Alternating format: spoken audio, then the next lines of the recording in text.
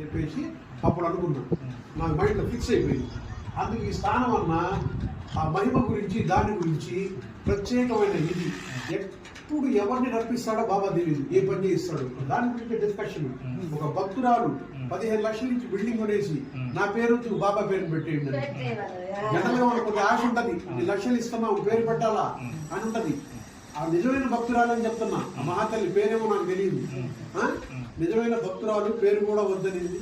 అట్లాంటి ఇన్స్పిరేషన్ ఇస్తాడు, ఎప్పుడు పిలుస్తాడు, ఏం చేస్తాడు. అతి పెద్ద దేవాలయం అండి, దీనికి ఒక రూట్ ఒకటి సిమెంట్ రోడ్లు పడలేదని బాధపడ్డాం. ఇప్పుడు ఆ రోడ్లు కూడా అయిపోయింది. ఫ్యూచర్ లో ఆ శివలింగ ప్రతిష్ఠ జరిగి రౌండ్ అయితే అతి పెద్ద దేవాలయం అయింది.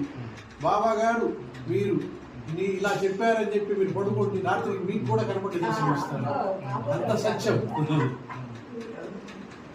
పెద్ద శివలింగం వచ్చిందంటే చూసారో లేదో మీరు, అది కూడా ఎక్కడ మీరు చూసుంటారు, హైదరాబాద్ ఏరియా మొత్తం మీద. ఆయన ఇక్కడికి వచ్చాడు, శివస్వరూపమేగా బాబా, తెలుసుకోలేమండి, ఇంతే తెలుసు చెప్పేసి అప్పుడు అనుకున్నా, నాకు మైండ్లో ఫిక్స్ అయిపోయింది. అందుకు ఈ స్థానం అన్న ఆ మహిమ గురించి దాని గురించి ప్రత్యేకమైన ఇది ఎప్పుడు ఎవరిని నడిపిస్తాడో బాబా తెలియదు, ఏ పని చేయిస్తాడు దాని గురించి డిస్కషన్. ఒక భక్తురాలు 15 లక్షల నుంచి బిల్డింగ్ కొనేసి నా పేరు బాబా పేరు పెట్టేయండి జనరల్గా మనకు ఒక ఆశ ఉంటది, 10 లక్షలు ఇస్తున్నావు పేరు పెట్టాలా అని ఉంటది. ఆ నిజమైన భక్తురాలు అని చెప్తున్నా, ఆ మహాతల్లి పేరేమో నాకు తెలియదు, నిజమైన భక్తురాలు పేరు కూడా వద్దనింది. అట్లాంటి ఇన్స్పిరేషన్ ఇస్తాడు, ఎప్పుడు పిలుస్తాడు, ఏం చేస్తాడు. అతి పెద్ద దేవాలయం అండి, దీనికి ఒక రూట్ ఒకటి సిమెంట్ రోడ్లు పడలేదని బాధపడ్డాం. ఇప్పుడు ఆ రోడ్లు కూడా అయిపోయింది.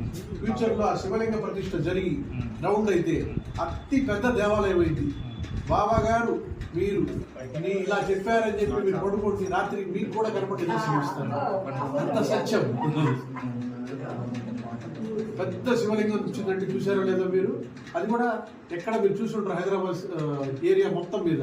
ఆయన ఇక్కడికి వచ్చాడు, శివస్వరూపమేగా బాబా, తెలుసుకోలేమండి, ఇంతే తెలుసు మనకి.